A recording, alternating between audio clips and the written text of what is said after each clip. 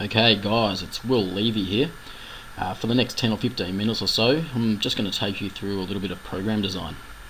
Now, program design is something that is, first of all, integral to your client success, but also I feel it's something that is often overlooked by a lot of trainers, whether this is because they don't fully understand its importance or because they aren't quite sure how to go about writing a long-term progressive program in a systemized manner.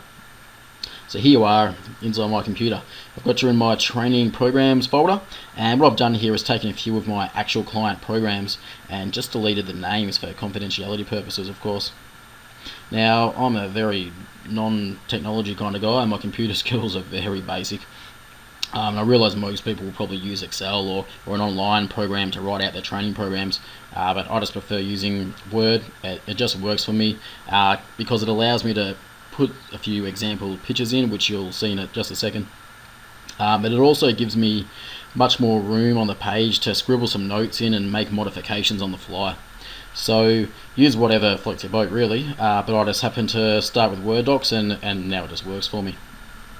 Alright, let's get into it. And this first program, which I've just called Back Pain 1 here, this one that I'll show you, it's a low back pain client, and they started training with me about 3 or 4 months ago.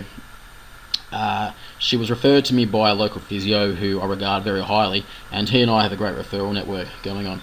So this girl is mid-20s, office worker, non-active, never really trained properly before, and she was getting some pretty severe low back pain.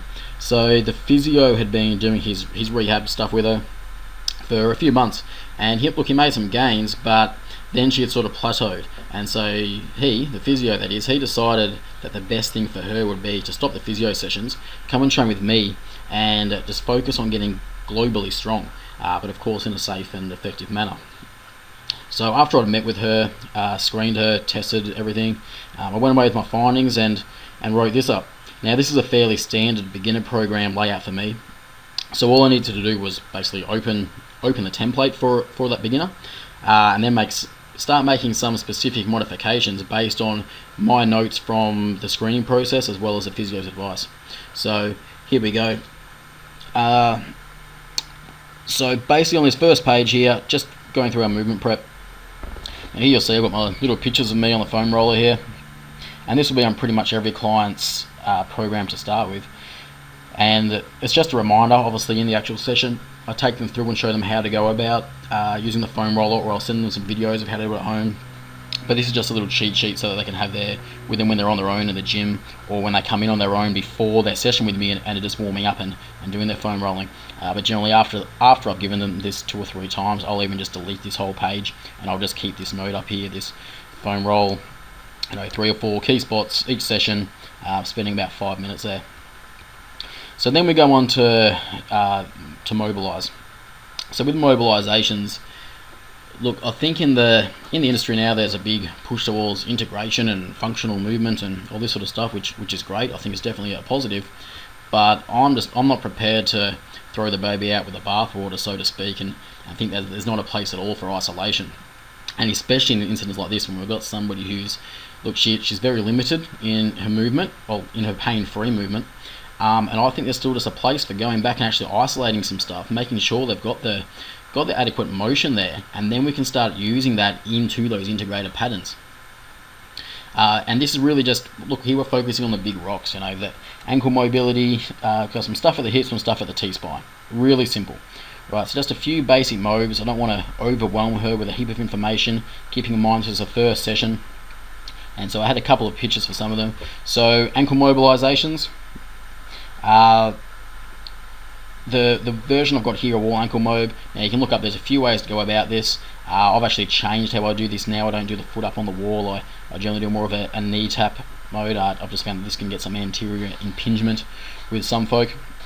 But really, whatever you find is going to work best for her. Now with this particular girl, she was very anterior weight bearing, so not only did she have very stiff ankles, like so poor ankle mobility, but she was also very tight in the calf, so it really was a combination of both ankle mobility and calf flexibility. But here's how we address her ankles, and later on you'll see that was a big part of her homework. Adductor dips, again just a pretty basic mobilization drill to get some extensibility through those adductors, and you can see in this case my client here, she had an asymmetry. So here you can see it's 10 right, 10 left, 10 right. So obviously that means I found it to be a little bit shorter or stiffer on that right adductor. So this is just a way we can help iron out those asymmetries just by biasing it a little bit one way within the program. And then just some basic thoracic drills, a kneeling thoracic extension on the bench, and a bent over thoracic rotation. So here we're getting some pure extension in the sagittal plane, and here we're holding extension and adding in that thoracic rotation component. So again, very, very basic stuff in the mobility. I mean, all up that there will take 5 minutes, probably 3 minutes once she's proficient at it. But I do know that she can go through that, as often as she wants, really. Ideally, I suggest she goes through it 2 or 3 times throughout the day.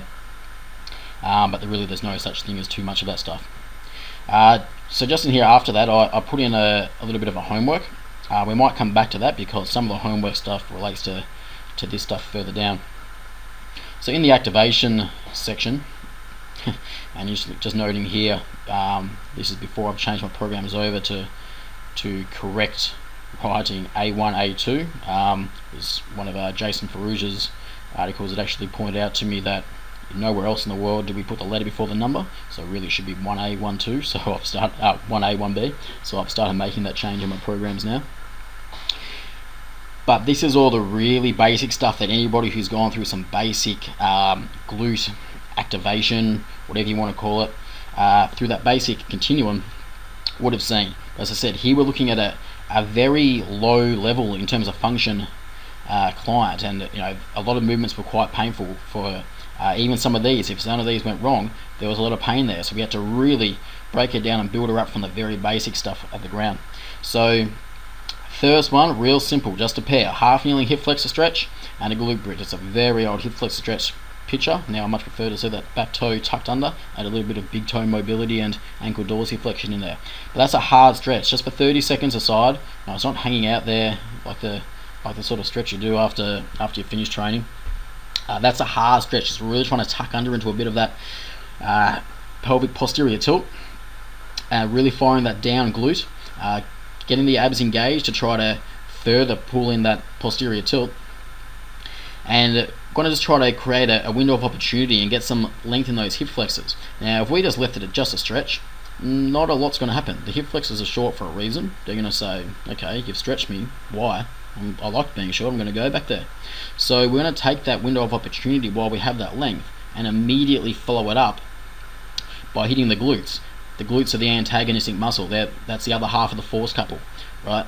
So we go straight into the basic glute bridge, right? Really strict on form, making sure she initiates with the glutes, pushing through the heels, not compensating with any lumbar extension, and not getting hamstring dominant.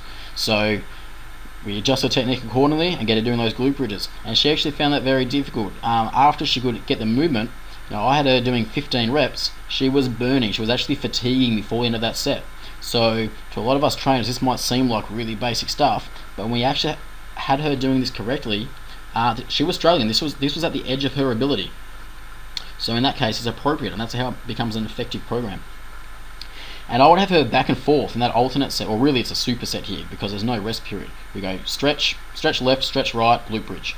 Stretch left, stretch right, glute bridge. Back and forth. Minimum of 3 times, usually 3 times on our training day. And the 5 sets, this was actually her homework. So the big one I've got here, right? Every morning and every night, 5 sets of the A1 and A2 from the activation. Right, so literally I'd have her in the morning. I explained to her, 30-second stretch, 30 seconds on the other side. It's probably going to take 30 seconds to do the glute bridges for 15 reps. That's a minute 30 for each set. 5 sets, that's 7.5 minutes. She needed to find 7.5 minutes each morning and each night to get these done. Now these aren't strength exercises. These are those basic little activation drills. So she's not really going to get a lot stronger here. It's about getting that control, and that's going to respond a lot better to high frequency. There's no fatigue here. She's not going to overdo it or overtrain. We just want it to become so second nature to her that she could really easily go into that hip extension pattern and that split stance pattern with the half kneeling stretch, right? I told her I wanted her to be having nightmares about glute bridges. So, what have we got? 15 reps of glute bridges, 5 sets, that's 75. Morning and night, that's 150 for a week. That's over 1,000 glute bridges. You're going to get really good at glute bridges if you do 1,000 of them. You're going to get good at anything if you do 1,000 of them. So that's a way to make sure she had absolutely nailed that program. And I explained to her, I said, I will know you've done it. If you haven't done this and you come back to me next week, we've done nothing. We have to do it all again and we've wasted a whole week. Look, I don't really like doing glute bridges. They're a very boring little exercise to me. But when we're taking somebody from this far back in this much pain, we have to take the time to get these little things right so that we can build them back up into a more integrated program. The same holds true in this B series, the sideline clam. Look, I hate the clam exercise. To me, it is the most boring little floor-based Pilates exercise ever. I can't stand it. But again, it was necessary. This girl, she had no idea what any of her lateral hip stabilizers were. So we had to make sure that she can move through there, right, get those muscles to kind of wake up, for lack of a better term, so that she wouldn't compensate by going into lateral lumbar flexion and creating a shear force, right, because that was part of her pain pattern. So we had to do the very basic little clams. And honestly, with the clams, with anyone that I've had to actually start them with clams, they respond very quickly. That's the sort of thing, they won't even need a week. I'll get them doing a few sets of that each day, and generally 3 or 4 days, we're done. We're never doing clams again. But we had to go back and get that done so that we could make sure we had everything dialed in for the bigger patterns. So immediately after the clam, we've fired up those little hip stabilizers. We want to get those hip stabilizers working in a bigger pattern. So we went into a single leg RDL, which is in that true one-legged support stance. Right, she was a fairly typical client that presented with that Trendelenburg gait, right, indicating a lack of function in frontal plane hip stabilization. So glute med, whatever you want to call it that you're targeting there, I don't really care. I just wanted to get those muscles working in isolation, kind of make us say, okay, cool, there's those muscles. Now they're going to help. We're going to use those in that bigger pattern, that single leg RDL with a reach. Right, and I gave her a little description of it. It's like that drinking bird that you see on the edge of the glass that goes in and drinks the water. It's a pure hinge. So it was the start of that hinge pattern. And then a strength circuit, and this is it. This is the bottom of the program now. This is all she's doing. So that was all kind of activation / homework. Her strength series was literally just a quad set, 4 exercises. So a goblet box squat, and really this was designed to be just for the week or two. So I just wrote 8, 10, 12. Something I should mention, she was only training with me once a week. I would see her on the Wednesday, and it was agreed that she would take this program and do her own thing at her own gym, which wasn't very well equipped, by the way, so that was another logistical consideration we had to take in. But she would train there on the Friday and the Monday, and then check back in with me each Wednesday. So goblet box squat for 8, then on the Friday she'll do 10, then on the Monday she'll do 12, then we'll see her again on the Wednesday and go heavier. Right, we chose the goblet box squat because she had very stiff ankles. She wasn't able to go into a full squat pattern without tucking into lumbar flexion. Right, lumbar flexion was also part of her pain pattern, so we wanted to avoid that at all cost. Further, she was very, very weak through the posterior chain, so we got her into that goblet squat where the goblet position makes her hold on to that tight thoracic extension, but also the wide stance with the feet kicks in those adductors, hamstrings, and they're learning that proper hip hinge pattern, making her sit right back, keeping that vertical tibia, and really trying to use the glutes to drive up into that hip extension. Followed by a half kneeling one arm cable row. She picked this up quite well. I love the half kneeling row. I always tend to start a row pattern with an open chain movement. It's a much easier position to start with somebody struggling to get proper scapulothoracic function and doesn't really know how to retract and depress properly. So I'd much rather start them there than say something that's a closed chain row, like say an inverted row. There tends to be just too much stuff going on and they can't seem to concentrate on that movement and get it working properly. So I always start them here. And the half kneeling posture, I just love that posture. This is a girl who was excessively anteriorly tilted. She was tight through rec fem, tight through the hip flexors. We wanted to open that up, so any chance to get her into half kneeling, that was a bonus. Then we went into the plank hold. I also hate planks. I think they're very boring. I don't think they're functional, but it has its place. Right? She needed to learn how to stabilize that anterior core. So use strict form, 3 points of contact, back of head, between the shoulder blades, tailbone. And I started off at just 20 seconds. That was really hard for her. Taught her how to keep the glutes on that whole time. We did a hard plank. This wasn't the soft plank where you hang out. It was more of the what's known as the RKC style plank, where she's really contracting hard. Right, and I encouraged her to see if she can just use some linear progression, add 5 seconds at each session and build it up. And she did. She got to 60 seconds quite easily.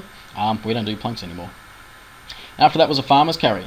Again, just bring it back to the physio's orders of getting globally strong. Farmer's carries really fit the bill there. There's a lot of good stuff happening with farmer's carries. Right, you're holding that good upright posture. There's some hip stability in the frontal plane, just that grip strength, and just learning to kind of grind things out. I mean, it's not comfortable. She found what I would consider a pretty light load very challenging. So the farmer's carries worked really well. That was a phase 1. Just back up here to the homework. Just note, so as well as the things I told her what to do, perform as well as the 5 sets of the A1, A2, the half kneeling stretch and the glute bridge here. I said to perform heaps of the wall ankle mobilization, especially on the right side, so obviously I saw an asymmetry there. I also told her what not to do. If we're trying to get to do all this good stuff, I don't want her doing any of the bad stuff that's going to undo all the good work we did. So do not intentionally stretch the hamstrings. Right? She would always complain about feeling tight in the hamstrings. She was tight because of protective tension. As I said, she's in that severe anterior tilt. Her hamstrings were in a lengthened position all day long. Right? If anything, I wanted to take that length away from her. Right? And they were providing that protective tension because they were basically the last line of defense to stop her lumbar spine jamming up into extension. So no hamstring stretches, and definitely no lower back stretches. There's still people who think that they should be stretching their lower back just because it's tight. The lumbar spine is not designed for rotation. It hates rotation. Even if the muscles that feel tight there is generally the erector spine. The way you stretch them is through flexion, and you don't necessarily really want to do that either. But rotation, what are you stretching there? You're stretching ligaments.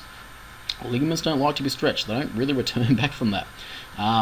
We've got very limited capacity for rotation at the lumbar spine, around 2 degrees at each segment. So I had to make sure that she really understood, even if she was feeling tight there, not to stretch them. I gave her some other strategies to deal with that instead. So that's our really basic phase 1 program. So she went away and hammered that out. Just very quickly here, because I'm over time, quickly show you where we progressed with that. So I think this was a week or 2 later. Not a lot changed here. We kept the isolated mobility stuff the same.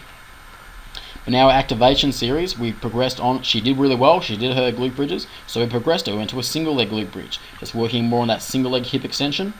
And also that transverse plane stability. And note here, I actually made those changes to 1A, 1B, 1C, putting the number first. We kept the single leg RDL. She had a few issues with that the first time, but we kept it in there and let her keep working on the pattern until she became proficient at the pattern. And then the lateral squat. So now we start bringing some actual motion into that frontal plane. Again, a lot of the sort of functional people think that everything needs to be moving through all planes of motion. I think we do eventually, and yes, we move very poorly in the frontal plane, but I don't think that's a reason to go and hammer the frontal plane. I think if we are very sagittal plane dominant, we often need to hang back and fix a lot of those sagittal plane issues. And what tends to happen when we sort out that sagittal plane is a lot of the frontal plane and transverse plane issues sort themselves out.